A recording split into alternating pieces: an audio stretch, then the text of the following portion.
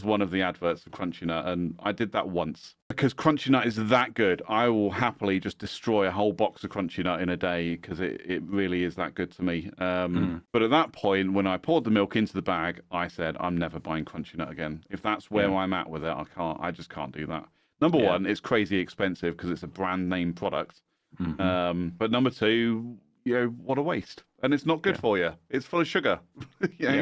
Well, this is healthy because it's cornflakes, which are really good for you, and they've got nuts in, which are good for you. So there's protein there too. It's full of sugar. Yeah. Like cornflakes. Like, where's the fibre in that? There isn't any. Exactly. It's all bollocks. My parents used to love fruit and fibre, Kellogg's fruit and fibre. But again, all the fruit has got sugar in it. So you've got to be careful with that. All bran is not bad. It is, again, very high in fibre, but there's all sugar in it. I don't buy cereal anymore. Well, the only thing I actually get is muesli, because I do like muesli. But again, I'm satisfied. I've got my little measuring cup. I take one measure, put it into a bowl, and the same amount of whole milk, and that's enough for me for breakfast.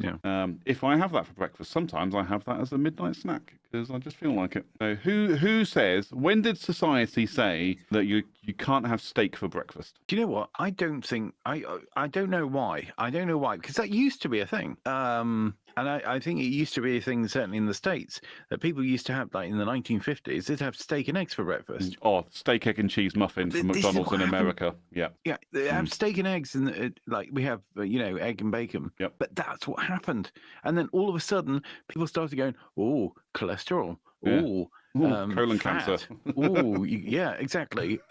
Instead, why don't you have a nice, healthy bowl of sugar with some skimmed milk in it? At some point, society decided that you have to have breakfast, you have to have cereal for breakfast or fruit. I feel like even some people, still feel like a fried breakfast is too much for breakfast. It's like, it's not though. The clue's in the name.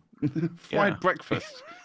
Sausage, bacon, eggs, hash browns, baked beans if you want baked beans, tomatoes, mushrooms if you're into that stuff. That's a good balanced breakfast, I think. Yeah. It's not balanced, but It bloody is balanced. Well, I mean, the thing is, there's always bad stuff that you can throw into that. Yes. So, like, for example, I know they've taken the sugar content out now, but I mean, if you got beans with your breakfast, which shouldn't happen anyway, but if you did, then there's sugar in that.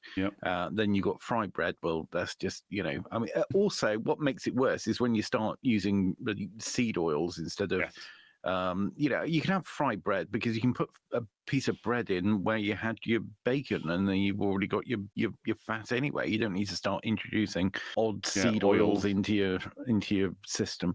But yeah. So the downside there is the bread. The worst thing is the bread because and also possibly sausages because they can be mucked about with. Yeah, there's a lot of stuff in sausages. It's not just meat.